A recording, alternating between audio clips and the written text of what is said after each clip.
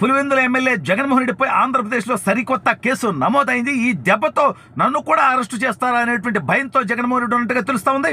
వల్లభనేని వంశీ జైల్లో ఉన్నాడు, పిన్నెల రామకృష్ణారెడ్డి జైలుకు పోయి వచ్చాడు, నందిగం సురేష్ జైలుకు పోయి వచ్చాడు. ఈ నేపథ్యంలో నన్ను కూడా బొక్కలో మింగుతారనేటువంటి భయంతో ఆంధ్రప్రదేశ్ రాష్ట్రం నుంచి జగన్మోహన్ రెడ్డి పారిపోయాడు. అసలు ఇంతకీ ఏ కేసు నమోదైంది, జగన్మోహన్ రెడ్డి ఎక్కడికి పోయాడు అనేది ఈ వీడియోలో వివరించబోయే ముందుగా ఇప్పటివరకు మన ఛానల్ సబ్స్క్రైబ్ చేయని వాళ్ళు ఖచ్చితంగా సబ్స్క్రైబ్ చేయండి. ఇక విషయానికి వస్తే ఈ పులకేసు మీద 32 కేసులు ఉన్నాయి. దాని గురించి నేను చెప్పను, మీ అందరికీ తెలిసిందే ఆల్రెడీ. ఈ దౌర్భాగ్యుడు 16 నెలలు జైల్లో చెప్పకూడదు తిన్నాడు, అది మీ అందరికీ తెలిసిందే. వీటి గురించి నేను అస్సలు చెప్పాల్సినటువంటి అవసరం లేదు. 11 సిబిఐ 7 ఈడీ కేసులు కూడా ఉన్నాయి. వాటి మీద బెయిల్లో బయట తిరుగుతా ఉన్నాడు, కోర్టుకు కూడా పోవట్లా. ఇవన్నీ పక్కన పెడదాం. అయితే ఈ జగన్మోహన్ రెడ్డి ముఖ్యమంత్రిగా ఉన్నప్పుడు ఇతను చేసినటువంటి తప్పుడు పనులకి 32 కాదు కదా 3200 కేసులు పెట్టినా కూడా తక్కువే. అంత తప్పుడు పనులు, అన్ని అవినీతి పనులు చేశాడనేది కూడా అందరికీ తెలుసు. అయితే ఈ దౌర్భాగ్యుడికి వ్యవస్థలంటే గౌరవంలే. ఏకంగా ఆనాటి ఎన్నికల కమిషన్లో ఉన్నటువంటి నిమ్మగడ్డ రమేష్ గారి మీద విపరీతంగా విరుచుకుపడ్డాడు. అదేవిధంగా సుప్రీంకోర్టు ప్రధాన న్యాయమూర్తి కాబోతున్నటువంటి ఎన్వి రమణ గారి మీద విరుచుకుపడ్డాడు. అంటే వీడికి వ్యవస్థలంటే గౌరవం లేదు. అయితే ఇప్పుడు ఆంధ్రప్రదేశ్ రాష్ట్రంలో గ్రాడ్యుయేట్ ఎన్నికలు జరుగుతూ ఉన్నాయి, కృష్ణా గుంటూరు జిల్లాల్లో, గోదావరి జిల్లాల్లో. అయితే ఎన్నికల కోడ్ ఉంది, దాన్ని కూడా మర్చిపోయి ఇతనేదో మిర్చి రైతుల కోసం పోరాటం చేస్తాడు. నీ బతుక్కి నువ్వు ఎప్పుడన్నా పచ్చకండ వేసుకున్నావు? రైతు అనేటువంటి పదం పలకటానికి నీకు కనీస అర్హత ఉందా? సరే, ఇవన్నీ పక్కన పెడదాం. ఇప్పుడు ఆల్రెడీ వల్లభనేని వంశీ ఒక దళిత వ్యక్తిని కిడ్నాప్ చేసినటువంటి కేసులో జైల్లో ఉన్నాడు. వాడిని పోయి పలకరిస్తాడు. దళిత డ్రైవర్ సుబ్రహ్మణ్యాన్ని చంపేస్తే ఆ ఎమ్మెల్సీ అనంతబాబును పక్కన కూర్చోబెట్టుకొని భోజనం పెడతాడు. దళిత డాక్టర్ సుధాకర్ని అత్యంత పాశవికంగా చంపేపిస్తాడు. ఈ రకమైనటువంటి తప్పుడు పనులతో ఒక దళిత మహిళ మరియమ్మని చంపేస్తే నందిగం సురేష్ అతన్ని ఎంకరేజ్ చేస్తాడు. అంటే ఈవీఎంలు పగలగొట్టి ప్రజాస్వామ్యాన్ని అపహాస్యం చేస్తే పిన్నెల్లి రామకృష్ణారెడ్డిని ఎంకరేజ్ చేసి జైలుకు పోయి పలకరించి వస్తాడు. జగన్మోహన్ రెడ్డి ఆంధ్రప్రదేశ్కి రావాలంటే ఆ పార్టీ నుంచి ఎవడో ఒకటి జైలుకు పోవాల్సిందే అనేటువంటి పరిస్థితి ఈ రాష్ట్రంలో నడుస్తోంది. అప్పుడు తప్పితే ఇక్కడికి రావట్లా. అయితే నిన్న మిర్చియాడి దగ్గర ఇతను చేసినటువంటి దౌర్భాగ్యం, చట్టాన్ని ఉల్లంఘించడం, దాంతోపాటు 16 మిర్చి బస్తాలు దోచుకోవడం. జగన్మోహన్ రెడ్డి సిగ్గులేనుడా? నువ్వు వెళ్ళింది రైతుల కోసం, ధర్నా కోసం, రైతుల కోసం న్యాయం జరగాలని చెప్పి, మిర్చికి రేటు పెంచాలని చెప్పి పోయి ఉద్యమం చేస్తానంటివి, ధర్నా చేస్తానంటివే. మరి ఆడికి పోయి రైతులు ఆడ ఉంచుకున్నటువంటి మిర్చి యార్డ్ దగ్గర ఉంచుకున్నటువంటి 16 మిర్చి బస్తాలు ఎత్తుకుపోయేది అప్పిరెడ్డి అంచెర్లు, మీ అంచెర్లు. కొంపదీసి మీ ఇంట్లో కారం లేదని చెప్పి దానికోసం ఏమైనా దొంగతనం చేయించావు? బుద్ధిలే, ప్రజాధనం దోచుకున్నావు కదా, సిగ్గుండబల్యా.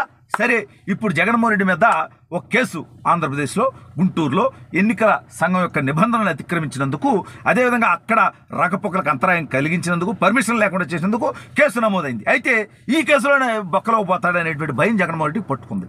హుటాహుట్టిన ఏమిలే, అసలు ఎందుకు బెంగళూరు ఎందుకు పోతాడు ఇతను? నాకు అర్థం కావట్లా. ఈ రాష్ట్రంలో కూటమి ప్రభుత్వం చాలా అరాచకాలు చేస్తోంది, దుర్మార్గాలు చేస్తోంది, అవినీతి చేస్తోంది అని జగన్మోహన్ రెడ్డి అంటున్నాడు కదా. మరి వాటి మీద ప్రజల్లోకి వచ్చి పోరాటం చేయి, రా, ప్రశ్నించు. ఇప్పుడు ఎన్నికల కోడ్ లేని జిల్లాలకు పోను మొగోడు అయితే, నువ్వు పోటుగాడు అయితే ఎందుకు నువ్వు బెంగళూరు పారిపోయావు? ఈ కేసులో అరెస్ట్ చేస్తారని. అసలు ఈ కేసు కాదురా నాయన, బాబాయిని వేసేసినటువంటి కేసులో ఆ సాక్షుల్ని, సహనిందితుల్ని అందరినీ బెదిరించేటువంటి ప్రయత్నం చేయటం.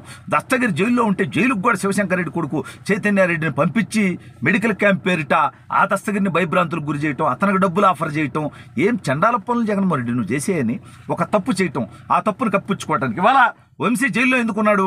తెలుగుదేశం పార్టీ కార్యాలయం మీద దాడి చేసినటువంటి కేసులో అతను జైల్లో లేడు, ఇప్పుడు ఇంకా పోలా. దానికంటే ఘోరం ఏంటంటే, ఆనాడు కేసు పెట్టినటువంటి ఆ కార్యాలయంలో పనిచేస్తున్నటువంటి సత్యవర్ధన్ అనేటువంటి దళిత యువకుడిని కేసు తీసేపించుకోవడం కోసం అతన్ని కిడ్నాప్ చేశాడు, అతని మీద దాడి చేశాడు, అతన్ని కొట్టారు, చిత్రహింసలకు గురి చేశారు.